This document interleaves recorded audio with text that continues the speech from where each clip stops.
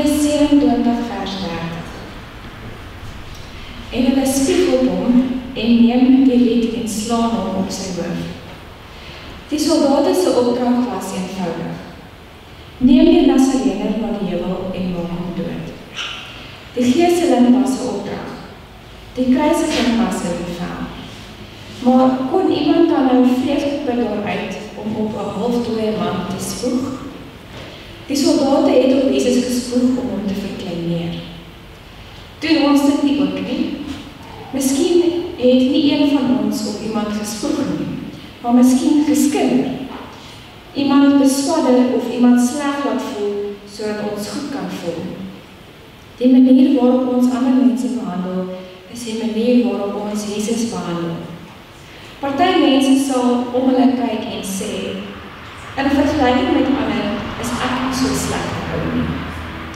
'n Vark kan nog wel iets soortgelyk sê. Hy kan na sy trogmaatjies kyk en aankondig, ek is net so skoon soos al die ander. In vergelijking met mense het daardie vark egter hulp nodig. In vergelijking met God het ons ook hulp nodig. Die standaard vir sondeloosheid word nie gevind by die varktroon nie, maar by die troon van die hemel. God self is die standaard. Ons is sondaars en die loon van die sonde is die dood. Maar wat kan ons daaromtrent doen? Laat toe dat die spoeg van die soldate die sondigheid in ons harte symboliseer. Kyk dan wat Jesus met ons sondigheid doen. Hy neem dit na die kruis toe. Ek sal jou donker kant verdra. Dit is God se belofte in die soldate se spoeg. Matteus 27 vers 29 sê, en hulle vleg 'n kroon van dorings en sit dit op sy hoof. Jesus het nie een keer sy bonnatuurlike magte vir sy eie gerief gebruik nie. Met een lig van sy wenkbrau kon hy die hand van die soldaat verlam het, terwyl hy die doringkroon gevleg het, maar hy het nie. Dorings symboliseer die vrug van sonde. Skerp dorings. As die vrug van die sonde dorings is die doringkroon op Jesus se voorkop nie 'n beeld van die vrug van ons sonde wat sy hart deurboor het nie. Jesus het nooit die vrug van sonde gevoel nie, totdat hy sonde geword het vir ons. My God, waarom het jy my verlaat? Sulke woorde is nie die woorde van 'n heilige nie. Dit is die uitdruk van 'n sondaar, die allerbeste omtrent die een wat die kroon van die hemel verry het vir 'n doringkroon. Is dit wat hy vir jou en vir my gedoen het? Ek het julle lief genoeg gehad om soos een van julle te word. God se belofte is in die doringkroon. Wanneer 'n mens van die een huis na 'n ander trek, vra die eienaar jou om 'n lys te maak van al die foute. Deure wat nie sluit nie, vensters wat gekraak is, matte wat vervang moet word, kasdeure sonder knoppe. God is ook besig om 'n lys van my foute te maak. Hy het ons immers sy intrek in my hart ingeneem. Stel net voor alles wat hy moet sien. Die skanele van die deur na jou gebedskamer het begin roes, omdat dit so min gebruik word. Die stoof met die naam die meer oorverhit. Die silvervloer dra swaar aan oormatige spyt. Die kelder is oorvol van te veel geheime sondes. Kom saam met my na Golgotha. Kyk hoe die soldate Jesus teen die grond vasdruk en sy arms teen die dwarshout uittrek. Die een soldaat druk sy knieë teen Jesus se voorarms vas en 'n spyker teen een van sy hande. Jesus draai sy gesig na die spyker net toe die soldaat die hamer oplig om dit in te kap. Jesus kon met 'n gebalde vuis weerstand gebied het, maar hy het nie. Tussen die kruis en Jesus se hande was daar 'n katalogus met 'n volledige itemlys van al ons sondes. Die sondes wat bo aan die lys is, word deur sy hande weggesteek. Die sondes laar af op die lys word deur sy bloed bedek. Jesus het daardie lys gesien. Omdat hy nie die gedagte van die ewigheid sonder jou en my kon verdra nie, het hy die spykers gekies. Ek vergewe jou, is God se belofte in die 3 spykers. Jesus se vleeslike liggaam is verskeur, gewond deur die sweepslae, deur die dorings, verskeur deur die gewig van die kruis en die spykerpunte.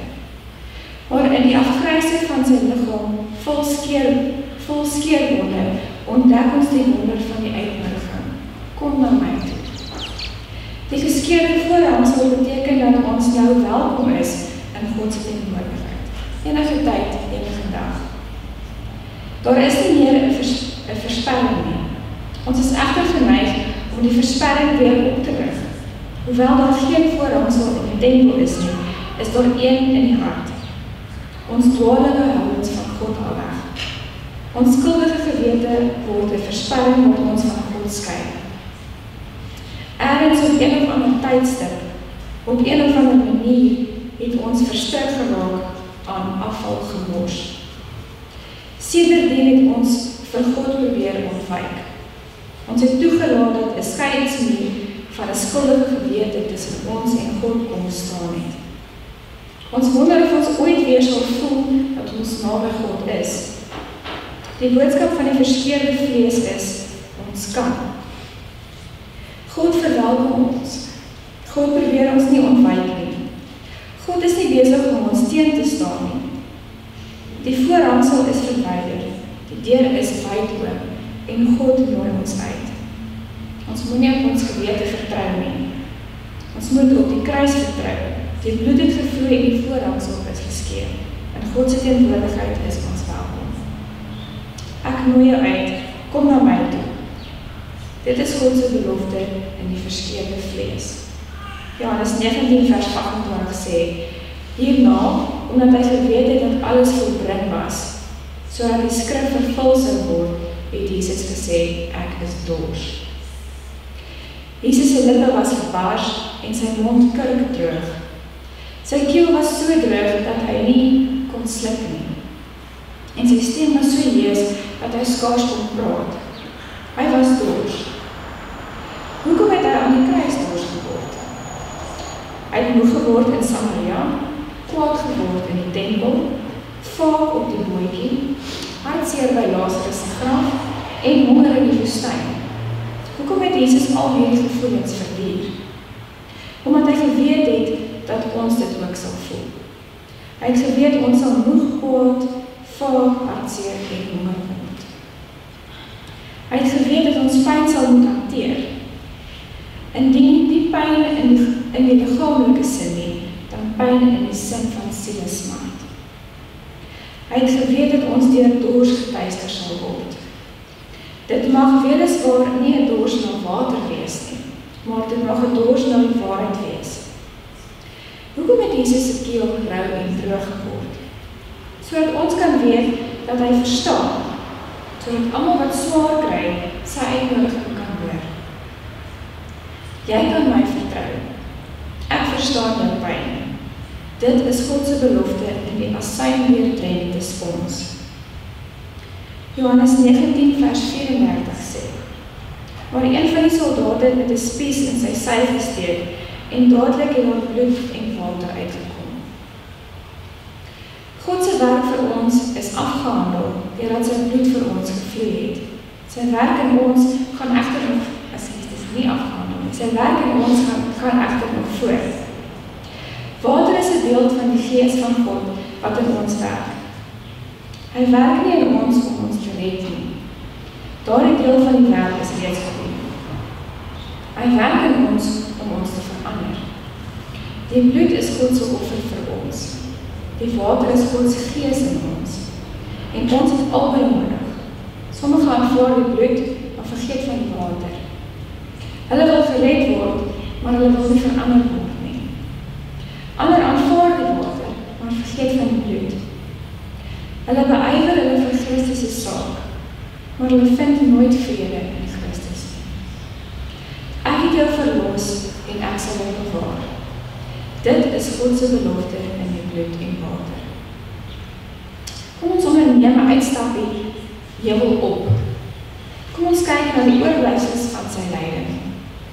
Laat ons vingers oor die spiespunt gly. Kom ons stel die 3 spykers op. Wat van die doringkroon wat hy gekies het om vir my en jou te dra? Die asyn deurdrenkte spons wat hulle vir Jesus gegee het, toe Jesus dors was. Dit alles het Jesus by die kruis vir jou en my agtergelaat. Wat gaan ek en jy by die kruis agterlaat? Ons kan onsself nie met die kruis vereenselwig nie. Nie voordat ons iets daar agtergelaat het nie. Sal ek en jy nie maar ook iets by die kruis agterlaat nie. Kom ons laat oomblikke van swakheid agter, slegte gewoontes, hoogmoed, leuns, selfbejammering, jaloesie, afguns, humeur, ongeduldigheid, elke fiasco, veroordeling, elke mislukking, onvergewensgesindheid. God wil elke enkele een hê. Kom ons laat al die dinge aan die voet van die kruis, dan sal ons aan die opstandingskant van die kruis leef en nie aan die grafkant nie. Kom ons sluit af met ons slotlied. Ek dink dit is 182 Jacob.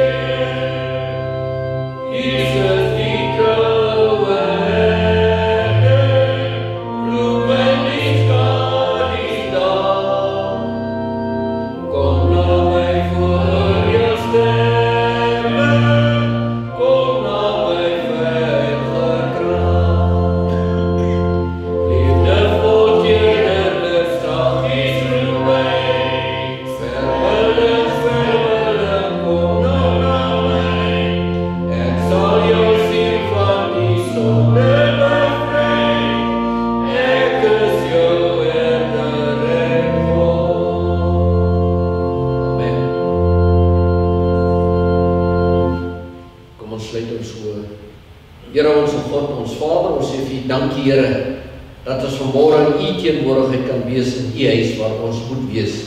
Here, dankie vir die verrigting wat al reeds gebeur het en die wat nog volg, dat U elke spreker op 'n spesiale manier sal aanraak. Seën ons nou, ons bid dit in Jesus naam. Amen.